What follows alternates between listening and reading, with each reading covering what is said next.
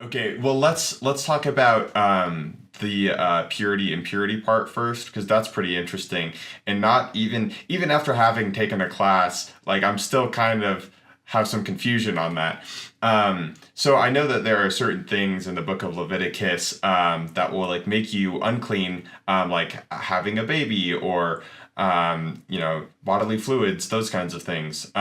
So what what especially with those things that come to like as being associated with life and like procreation, why would that make you unclean if it is like a positive thing since Yahweh is like a god of life? Does that make sense? I don't think that being unclean is bad at all or wrong. I think that it's Okay. just a representation that you can't go into this sacred space. I don't think that you're in any less relationship with Yahweh at all. I mean, the priests literally become unclean all the time, like they're by touching dead things and dead animals. And and like even just procreating, like having, like you're supposed to be fruitful and multiply. And like if you have sex and you're unclean, like that's not something that's wrong. I think that it's just you can't go into this sacred space. And only priest could go, into the most holy place once a year.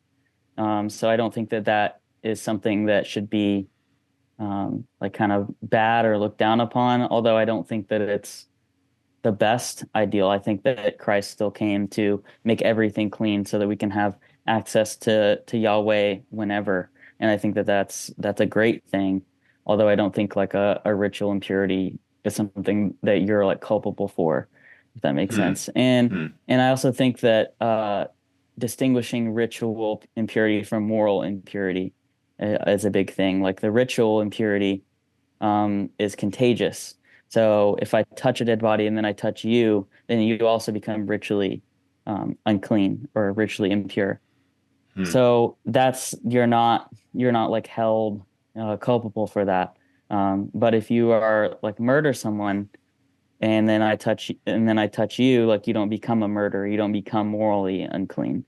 And there's Hmm. there's sacrifices for ritual impurity, but none for moral impurity. Like there's no sacrifice for adultery or taking Yahweh's name in vain or worshiping other gods. There's no sacrifice to like Right. for that. All of them are about ritual impurity, and these are, I would say, like one person says, it's a ritual solutions for ritual problems.